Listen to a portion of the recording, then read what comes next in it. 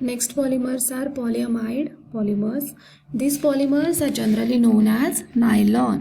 तर polyamide polymers हे nylon फॅमिलीमधील सगळे पॉलिमर्स हे polyamide polymers असतात.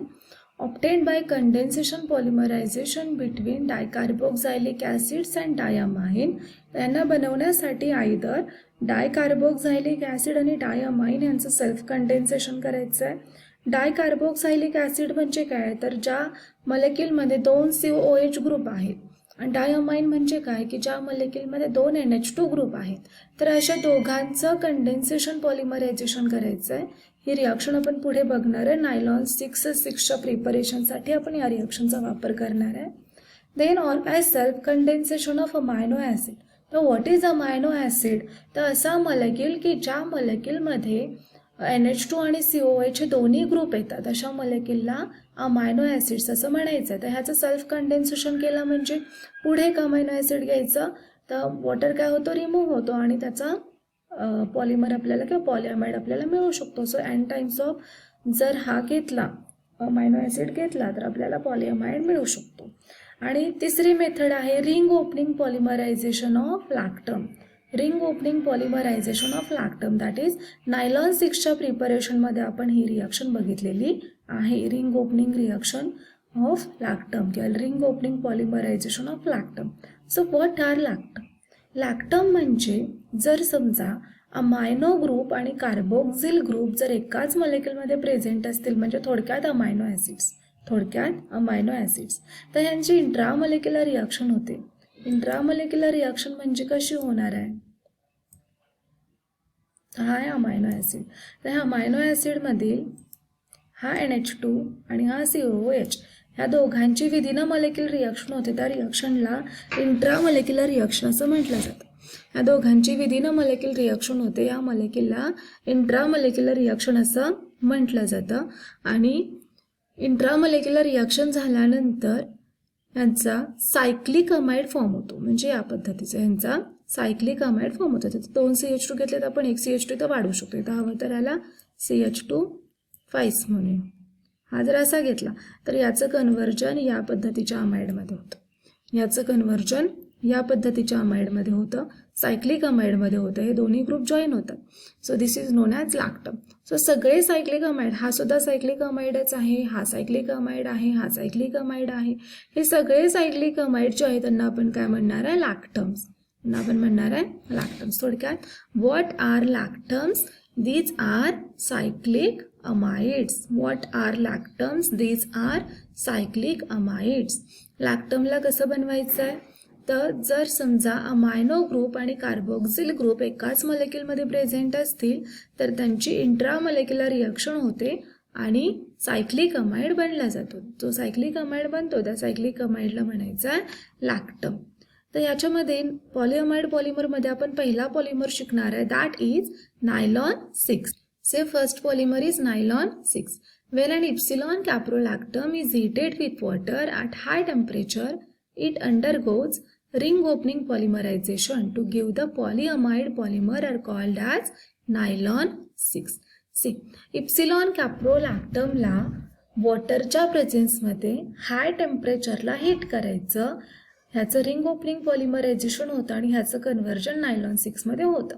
त्याआधी व्हॉट इज इप्सिलॉन कॅप्रोलॅक्टम, तर हा सायक्लिक अमाइड आहे. लॅक्टम आहे म्हणजे हा सायक्लिक अमाइड आहे. त्याला इप्सिलॉन का म्हणायचं आहे, तर याच्यामध्ये कार्बोनिल कार्बनच्या जवळ असणारा पहिला कार्बन जो आहे तो अल्फा, अल्फाच्या जवळचा बीटा, बीटा नंतर गॅमा, गॅमा नंतर डेल्टा, डेल्टा नंतर इप्सिलॉन. इप्सिलॉन कार्बनला इकडे अमाइड लिंकेज जोडलेलं आहे, म्हणून ह्याला म्हणायचं आहे epsilon caprolactam. This is known as epsilon caprolactam. This is known as again epsilon caprolactam. तर इप्सिलॉन कॅप्रोलॅक्टमला हाय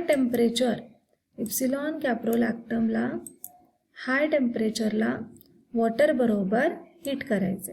इप्सिलॉन कॅप्रोलॅक्टमला अंडर हाय टेम्परेचर वॉटर बरोबर हीट केल्यानंतर ही जी रिंग आहे ही रिंग ओपन होते. इथून रिंग काय होणार, ओपन होणार.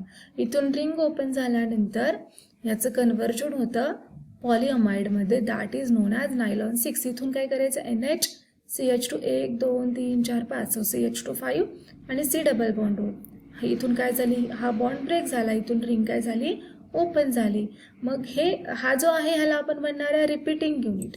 हा जो आहे ह्याला आपण म्हणणार रिपीटिंग युनिट. आणि ह्या रिपीटिंग युनिटचं कन्व्हर्जन नायलॉन 6 मध्ये कसं करायचं, तर इथं फक्त काय जोडायचं, N जोडायचं. इथं N जोडला की हा झाला नायलॉन 6. तर ह्याला 6 का म्हटलंय, तर हे जे स्ट्रक्चर आहे हे सतत काय होत राहणार आहे, रिपीट होत राहणार आहे. तर ह्याच्या पुढे पुन्हा याच पद्धतीनं जोडलं जाईल. NH CH2 NH NH CH2 NH NH CH2 NH हे N टाइम्स ऑफ रिपीट होतं.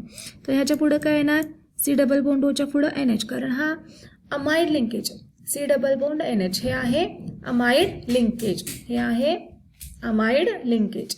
सो C डबल बॉन्ड ओच्या पुढे NH आलं, तर हा N आणि हा N, हा N आणि हा N, ह्या दोघांच्या मध्ये एकूण 5 आणि 6 कार्बन्स दिसतात. ह्या दोघांच्या मध्ये एकूण 6 कार्बन्स दिसतात. Therefore this is known as nylon 6. नायलॉन का, तर हा पॉलीअमाइड आहे. पॉली म्हणजे हे C डबल बॉन्ड NH हे amide linkage N times of repeat होणार आहे. हे amide linkage N times of repeat होणार, कारण हा repeating unit N times of पुढे काय होत जातो, रिपीट होत जातो. दरफोर हे amide linkage N times of repeat होतं, म्हणून ह्याला म्हणायचं आहे पॉलीअमाइड. नायलॉन 6 का, तर 2 अमाइड लिंकेजच्या मध्ये 6 कार्बन येतात. 2 ह्या नायट्रोजनच्या मध्ये एकूण 6 कार्बन्स येतात. आणि हे 6 कार्बन सतत याचसारखे असणार आहेत, कारण हेच लिंकेज सतत रिपीट होत राहणार आहे. इथं पुन्हा आपण घेतलं पुढे, इथं CH2 आणि C डबल बॉन्ड O येणार. दॅट इज याच्या पुढे आपण जर घेतलं इथं काय येणार, पुन्हा CH2